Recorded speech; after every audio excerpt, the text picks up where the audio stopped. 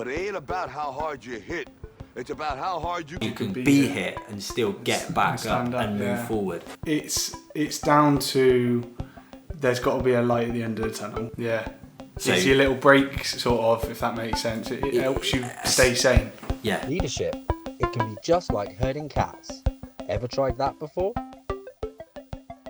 Hello and welcome to this week's episode of Leadership Herding Cats. I'm Lee, the Managing Director of Vapor Clean, and today we're going to be speaking about how to battle negativity. I believe I'm quite a positive outlook sort of person. I don't like being negative, and I always try and stay as positive as I possibly can, even during the hard times. I'm joined today by Aaron, who is one of our support ops. Morning, Aaron. Hello, you okay? All good, all good. So Aaron is a member of our team, and I'd say Aaron is also quite a positive person, hence the reason he's joining us on this episode. Aaron currently helps look after a number of our contract cleaning operatives, keep the sites ticking over, but he's also come across from hospitality. So, you know, dealing with, you said the team was about 80 strongs in your last position. Yeah, so about 80 or so. Lots of people, lots of perspectives and things like that to manage and sort of get along with as much as anything else, isn't it? And, you know, you just said, actually, surprisingly, the hardest time of year is... the latter end of the year, the festive period. The festive period, yeah. So when that time of year when we normally think that most people are going to be happy and everything else, in hospitality, it was the opposite. Complete opposite in hospitality, yeah. When it came to your festive periods, when it came to your Father's Day, your Mother's Day, your Valentine's and everything like that, they were the worst for hospitality because we were just all jealous. We were all pretty jealous. We were all pretty tired. Yeah. We're all pretty overworked, but that was life. Well, that was hospitality. I was going to say, that's what you get though, isn't it? Because it's the same, it's not, I wouldn't say it's as bad, in all honesty, in certain circumstances anyway, but even in the cleaning industry, you know, people don't remember that cleaning goes on 24/7. You know, bank holidays, cleaning still happens, Christmas, New Year's, whatever it is, cleaning's still got to happen. Yeah. It might not be at the time. It might be the morning after the big event or whatever, but you know, most operatives don't want to go out New Year's Eve if they've got to get up New Year's Day to go and clean the venue, do they? No. So I'd say it's so important to how you can stay positive or to battle that negativity of doing that, isn't it? You've got to find, there's pros and cons in everything. You've got to find your pros and work with your pros. Yeah. Because if you work with your cons, you're just going to end up depressed. Yeah. Well, that's it. It is though, isn't it? It's looking for that positive. It's finding that. It's celebrating the little wins and making sure you can stay positive and keep the negative out. Would you say that you're generally a positive person? Yeah, I'd say I'm really sort of outgoing and bubbly. I'm quite chatty. Yeah. Really a bit of an open book. I can get along with quite a few people. I think I'm all right with that, yeah. Do you have sort of one way that keeps you generally quite positive during the tough times? I think more, for me, I pride off of working with people. Yeah. So if I'm in a bad predicament and I'm working with people, I'm still okay. Yeah. Some people work very differently to that. They like being left alone. They don't want to have any interaction. By all means, that's fine. But for me personally, my coping mechanism would be to be working together as a team. Yeah. And ensuring that we're all on the same page and everything like that. Yeah. And I'm slight. I don't mind working on my own. I'm kind of used to it. So you know, if I'm in a bad mood, then I quite happily just put a headset on, listen to my music and crack on, get the job done. I don't do that because health and safety. So I don't. Well, I'm generally in an office, Aaron. So I thought I'd get you there.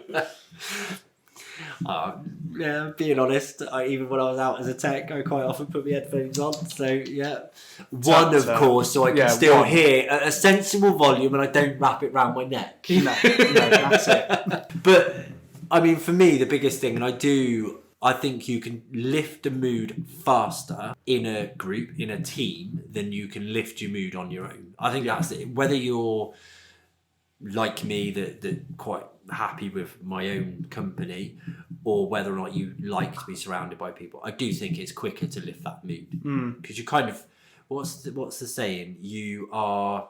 I think you're... your emotion is contagious. Yeah. And if you're in a room full of good people, happy people, you're bound to be happy also. Yeah. If you're in a room full of upset people, you're bound to become upset. Yeah. And I think the biggest thing that I would say, absolutely 100% top tip, if you want to battle that negativity, if you want to stay positive, is avoid a mood hoover. Yeah. You've got to avoid that mood hoover. You've got to make sure that the people around you, day to day, are of a similar mindset and a positive mindset. Because I think there's nothing worse than having that one person that can always spin something bad into something bad. You know, it's like, for me, I mean, I like being busy. So I like if the phones are busy. I like if we're making sales. I like when we land a new sale. I like, orders going out, whatever it is. All of those sorts of things, if we're recruiting lots of people, getting them on board, all of that for me is positive, because it also gets us closer to our weekly goal, monthly goal, whatever it is. So to then have someone that turns around to me and goes, oh yeah, but I don't know if I'm coming or going, because every time I put the phone down, I've got to pick it back up again. Yeah. That's the point of it. that's the point. Yep, there's nothing wrong with that. Like, when the weather's hot, which is quite British, isn't it? Let's be honest. The weather's hot, we moan. The weather's cold, we moan. I mean, I walked in this morning and said, oh, it's bloody freezing, and it's wet, and it's raining, and everything else. It was cold and rainy this morning, though. It was, but again, then for me, I instantly spin it round, and I'm like, but the fields need it. Got to get a bit of grass on the fields. I mean, that helps me because I've got horses. So it's like, that helps. So yeah, but we need the rain. I was getting a bit hot, so nice to have a bit of a break. And it's supposed to be sunny again in August. So it's those sorts of things. Yeah.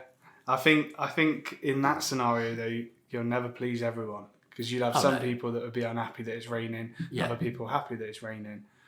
But how would you combat with someone that does that? If you were quite happy-go-lucky, you like working with different people, and you say that, if you felt that someone was bringing your mood down, if you got a depends what their relationship is to me. If it's a colleague or if it's a sibling or something like that, they're on equal levels. If it's my manager, I'm just going to shut up and put up with it because, I can't really... Funny enough, I don't think that's quite true. I've heard you say, "No, don't be such a miserable shit" a few times. Yeah, true. No, dealing with that, it's probably more down to the mood hoover themselves suffering with something themselves. Yeah. Whether that means they need extra guidance as well as what they're already receiving, or whether it means they need to maybe take themselves away from the situation. Yeah. Because sometimes the world doesn't revolve around one. But yeah, it's more about what you surround yourself around. If you're around good people, you're going to end up being a good person. And if you're around happy people, you're going to end up being happy. Yeah. But it's trying to get yourself out of that situation of even feeling that way. Yeah, and I think, like you say, you made a good point there. Is sometimes you've actually got to investigate a little bit further to see what the situation is, and if you do have a mood hoover, maybe it's a point of finding out why. Is there something else going on there that you maybe need to resolve, especially if you're the leader within a team.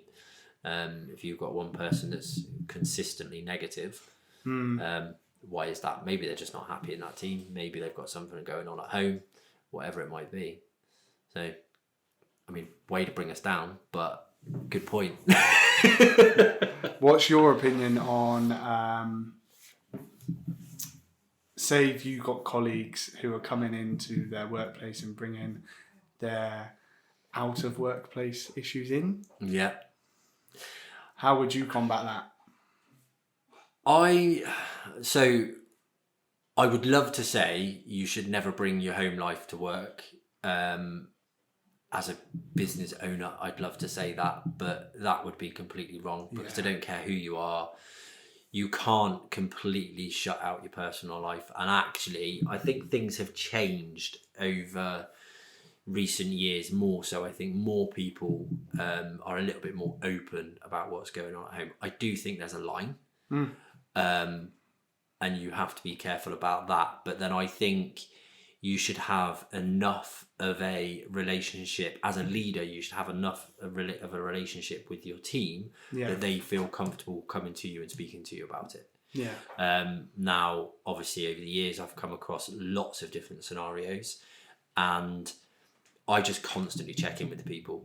And that's what I always tell everyone, is a sense of, if you've got something going on at home, yes, try and keep it as separately as possible. You need to try and make sure it doesn't affect your work too much, but that doesn't mean bottle it up.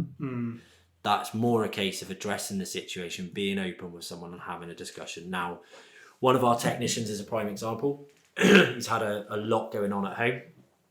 And my approach was to, when he explained it to me and told me what was going on, my approach was simply, look, you know, I'm not fluffy, because I'm not. It's just not the way I am. I'm sorry, I can't be. But I'm not fluffy, but I am there. So if you need someone to speak to, don't expect me to give you a hug and all the rest of it. But I will listen. I will give you an opinion if you want one, and I will quite often say, do you want me to respond to that, or do you want my opinion on that? Because I think you have to be careful. But in the same scenario, sometimes it's just an ear. I mean, I'm a bit of a tough love person. That's how I was raised. So if someone's got cut, sometimes it's just a case of, well, you know, you've got to battle through. Shit happens. Get on with it. It's, you brush yourself off. What else can you do? You know, that sort of thing. But no, you're never going to keep your whole home life at home. No. You need to be able to... And I think that helps prevent being a mood hoover as well. At least if you can come in, bounce off your team, and generally lift the mood and get on with what's going on, it's going to be better than trying to sit there and suck it down. Because let's be honest, if there's 4 or 5 of you in an office or on a site or whatever it is, and one of you is dead quiet, not doing it, or doing it, but not speaking to anyone else, just in their own little zone, everyone else is aware of that. Yeah, they're all going to pick up on it. They're all going to be aware of it. Unless they're really horrible people, they're actually going to sort of, their mood is going to change because of it. So that can have an effect in that way as well. You've also got the potential that their issues are at home, not in the workplace, and they're using the workplace to sort of have that gap. And then their mood hoover might be at home, and as soon as they get into their workplace, they're then completely different. And then they go home to something completely different. You just don't know. No, and that's it. And that is the thing. What we've got to remember is life, isn't it? And kind of brings me on to the next point that I wanted to discuss, which is kind of how you stay positive during sort of constant negative situations. So like we talked in a previous episode about when you sort of stepped in as contracts manager for a couple of weeks to help out, and you had all of these sort of spanners being thrown in the works, and you need to find ways of that. But for me, the biggest thing is to remember it's life. And when you're dealing with lots of different components, which in our scenario is lots of different people, they've all got lives. They've all got things going on at home. So you have to, you know, those things have to be solved. But we have to realise that when it's life, it's life. Life happens, and sometimes it's bloody cruel as well. So, like, how do you kind of stay positive if you've got one thing after another going wrong? I think it's down to, there's got to be a light at the end of the tunnel. Yeah. You've got to have that self-discipline to not give up as well. And you need to be able to tell yourself how you can comfort like a child when something's going wrong. Yeah. You've got to comfort your own brain into thinking that it's going to be okay. Yeah. And it all is okay in the end. It's just that month where you've probably worked your absolute ass off, and you get to the end of the month and you think, I'm doing all of this and just got nothing to show for it. It will do eventually. Yeah. And you just got to keep on telling yourself that it'll get better. You've got to keep on pushing towards it. Otherwise, if you don't, you might be a centimetre away from it and you've just given up. Yeah. There's an image of a miner, and he's picking for some diamonds or something like that, and he's got like paper thin wall that he hasn't picked through, and then he's behind there. Yeah, you've got the big diamond behind it, haven't you, and everything else. Yeah, I've seen that one as well. And I think that's a lot of I think that's a lot of the case. It's a lot of it is resilience, isn't it? And it's knowing to persevere and get through. Now, the human's brain is very strange because if you keep on telling yourself that you're struggling, you're going to struggle more. Yeah. You actually need to distract your brain from any negativity, even if the only thing it's throwing at you is negativity. Yeah. You still need to somehow be able to turn it off. Yeah. It is though, isn't it? And a lot of it is mindset. Now, obviously, for me, I can have, this morning is a prime example, you know, I've had 4, 5, 6 different things all coming through that I didn't expect to be coming my way this morning. But it all needs solving, it all needs dealing with. And actually it affects lots of people for a long period of time if it's not solved and it's not solved correctly and quickly. Now I can let that get me down or I can get on with it. So, you know, a couple of my coping mechanisms. Number one, I'm a doer. I like to tick things off and I like to complete tasks. So I will have a list and I'll tick it off, done, move on. And actually when I can sit at the end of the day and go, I've done that, I've done that, I've done that, I've done that I can feel my mindset changing to being more and more positive. I'll tell you what it is, you can feel the weight gradually lifting off your shoulder. It probably is, because you know, I start a day and I might have a to-do list that's that long and then I end the day and it's that long and I think, well, hang on, I haven't stopped all day. So on those days where you can get that down and you can realise, I think that has a massive impact. So when you can actually keep track, which even if it's just a diary of what you've achieved, I think that goes a hell of a long way. Another way that I like to do it is remove myself from a situation. So I will go for a walk. I mean, we're obviously slightly out in the country here, semi-rural. I can go for a walk in a country lane as long as I don't get run over. You know, I've got to be very careful on that sense. It's great when people drive like you, Lee, isn't it? if they drive like me, there's no problem whatsoever. They won't come anywhere near me. But yeah, I can remove myself from the situation. I can walk away. I can just get some fresh air and stuff like that. I mean, I love my music, so I've always got headphones in if I can. So focusing in that sense and having the headphones in to actually get some focus, I find that helps as well. I also love Eric. Yeah. So it's your little break, sort of, if that makes sense. It helps you stay sane. Yeah. I mean, Eric is just that. I was actually hesitant to bring a dog to the office and it can be awkward some days. You know, we've got lots of people coming in and all he wants to do is bounce around and play.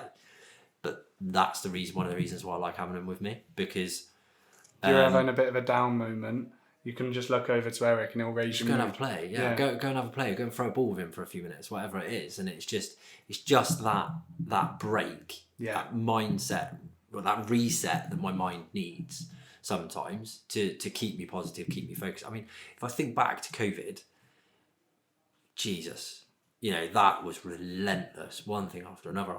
It was just constant all the time. Things going wrong. Yeah.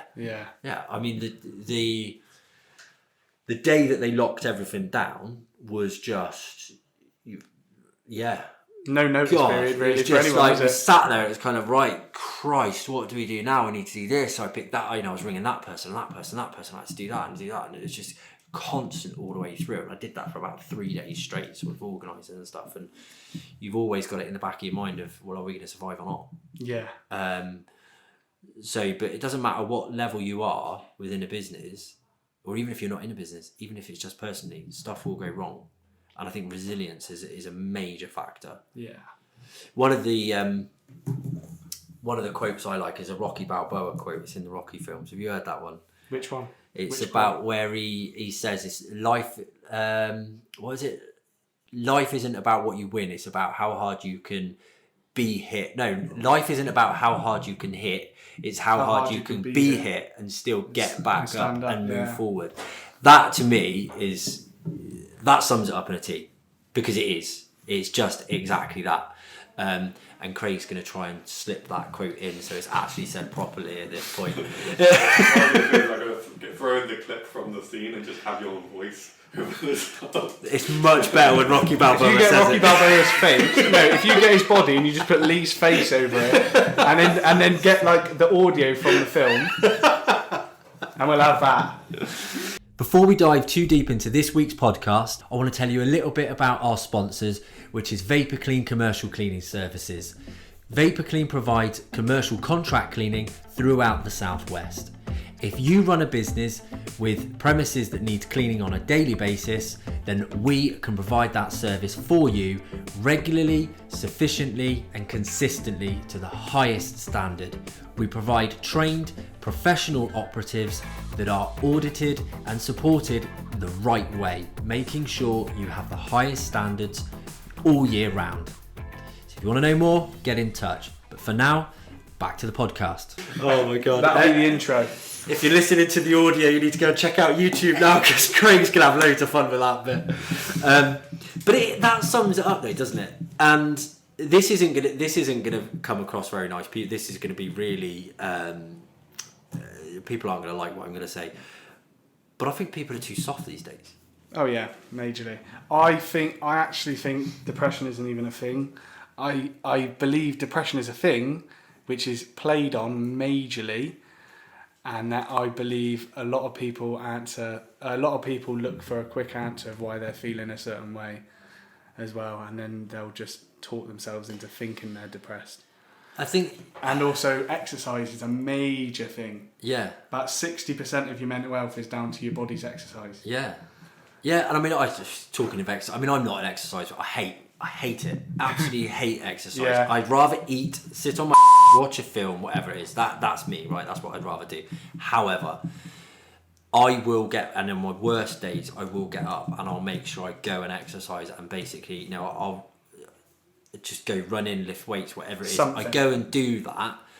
And I used to say that, that's not me. That'll never change my mindset. Well, actually, do you know what? It really does. It does work. But I just feel like people just don't accept anymore that, guess what? Life's sometimes, and it's hard.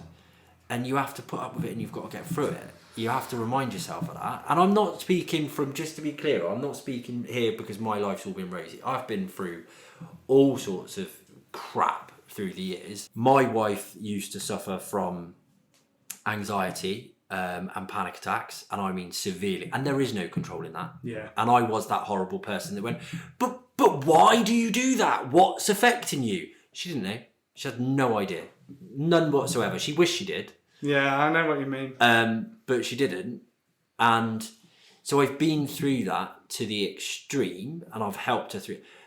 As I said earlier, I'm not fluffy. So I wasn't the person that would do all the fluffy stuff and whatever else and this, that and the other. But I also wasn't the person that said to her, like the doctor did, go on antidepressants. Yeah. Oh, we're going to put you on antidepressants straight away. And I know it works for some and it works for others. It didn't work for her. I think it works for some in the right scenarios, potentially. But how do you define work? So, because Grace, my partner's on it, and it doesn't make you human. It makes you null to emotion. And that's what I mean by how do you define work? Because I'm sorry, whether people are going to like to hear it or not, work for me gets you through it and makes you stronger. Not just gets you through it and helps you cope. Yeah, no, I get what you mean. It gets you through it and makes you stronger because you have to be more resilient. Again, going back to the quote, all the jokes aside, you have to learn that you can get through that. And it's finding what works for you. Yeah. And I think that's the difference. But I do think even the minor things, like some people say I'm cruel with my kids when it comes to parenting because I can be tough. You know, recent one, right? It's very minor, but as a parent, it's something that you could quite easily do, right? So my son, he's only 10. He had an MP3 player. We wouldn't let him have a mobile phone. Mm-hmm. Not old enough yet in my eyes. But we bought him an MP3 player last Christmas. Yeah. Typical, it looks like a phone, touch screen, everything else, just can't make phone calls on it. Told him numerous times, if you don't keep it in the case, if you keep putting it on the floor, doing this, you keep dropping it, it's going to break. Mm-hmm. And once it's broke, it's broke. We're not buying you a new one. It's your own fault. A few weeks back, he broke it. Basically, I think he chucked it down by the sofa, he knocked the TV control off, it hit the screen, it broke the screen. So, there we go. And it's kind of like, and he did, and it's horrible watching your children cry. Yeah. Especially when you know you can fix that. But my instant response, going back to the chimp paradox I was saying about, my instant response was kind of, no, it was almost, don't worry about it, I'll buy you another one. Because I felt sorry for him. Because I thought, I don't want to see my son cry. I don't want to see him upset. It didn't teach him anything. No, it doesn't. It doesn't teach him anything. Because he knows that if it breaks again, Dad will buy another one. That'll fix again. it. Yeah. That'll get me another one. That'll do whatever it is. So I had to take a deep breath and go, told you to look after it. Little thing behind the camera. Because you knew you had to let your son feel that and learn from it, essentially. Do you think that's a similar case when it comes to bringing that to the workplace? Like sometimes if somebody does have a personal problem they're bringing to work, do you think they also need to go through that to then improve or become it? Yeah, but that's what I mean by about getting stronger. It's almost getting it off your mind, isn't it? You don't learn anything from the easy stuff. You don't learn from winning. You learn from the failures. It's as simple as that. So, I will say now, like I've been through, with Vapor Clean alone, I think I've been through 2 recessions. So debatable whether we're in one or going into one. But we've been through, I started Vapor Clean during a recession. What did that teach me? That taught me that I could have really good days, really bad days. I know I've got to make sure we've got enough work lined up. And if we're quiet, how to get through it and stuff like that. Emotionally, again, if I refer back to my wife and her anxiety, I learn a lot of compassion, if nothing else, by her going through that. I think everyone has to learn that. How you deal with that as a manager or a leader when it's your team, I think you can learn from that as well. But how you deal with it is down to each individual, but you have to let them go through it. Because they've got to learn for it. It doesn't make you won't ever learn to move on if you don't go through certain situations. Which is why, so you go back to, I know it comes back to money again, but there's a story, I think it's, I want to say it's about Arabs, I think the saying is, but they say that there's an Arab that started off riding a camel, gets up to a Rolls Royce. The next generation, I think it goes up to basically, he started in a camel, then he got a Range Rover, then he got a Mercedes, then he got a Rolls Royce or something like that. But then his son ends up riding in a Mercedes, and then his grandson ends up riding in a Range Rover, and then his great grandson is the camel. So it literally goes up and back down again. Why? Because they've all got it easier, because they've got it made. It's that person that has to get that struggle that goes through to get through it is what makes them stronger and makes them better, because they learn it. That's my opinion anyway. I guess it's people who have had to work towards something in life appreciate it more as well when they've got there. I think so. Like, I was going to use the Royals as an example then, the royal family. Well, I don't think they've had to work for it though. They've had to work for anything. But the one way to do that is the most relatable royal that I think of would probably be Princess Diana. Yeah, because she's cut. Yeah, would have been. Yeah. You could then say Prince William is relatively relatable. He's probably a little bit more down to earth than some of them, but you've got the comparison of Prince Harry. Yeah. Now,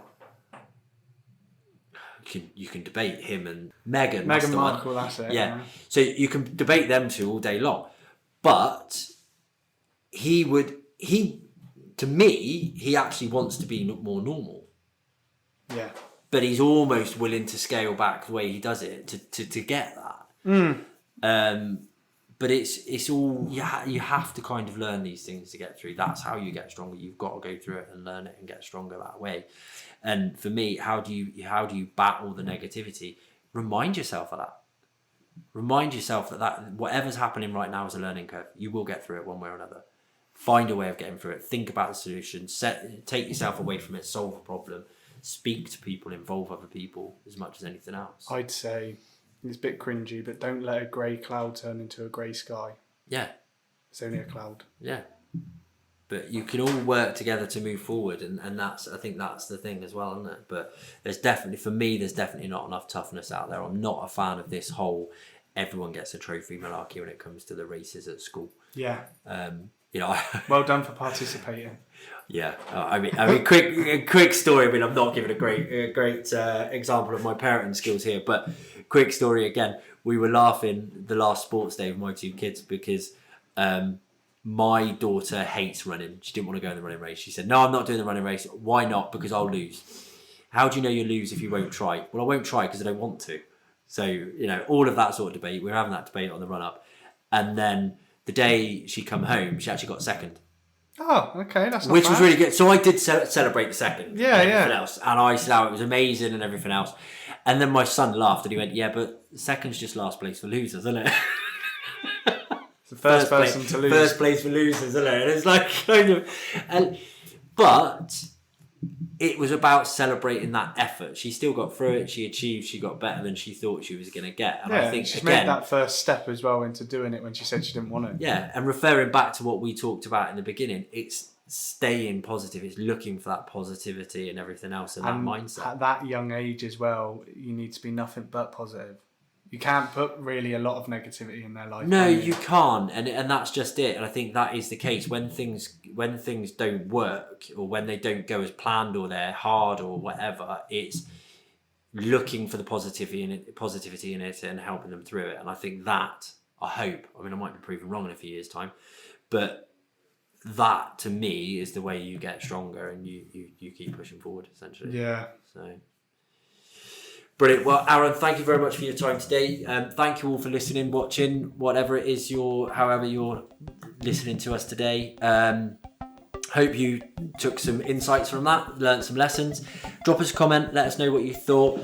It does really help us, got a lot to know that you are listening and if you're enjoying what we're talking about and the perspectives we're giving. Click to follow if you want to see fresh episodes every week, and we'll see you next week. Thanks very much. Bye-bye.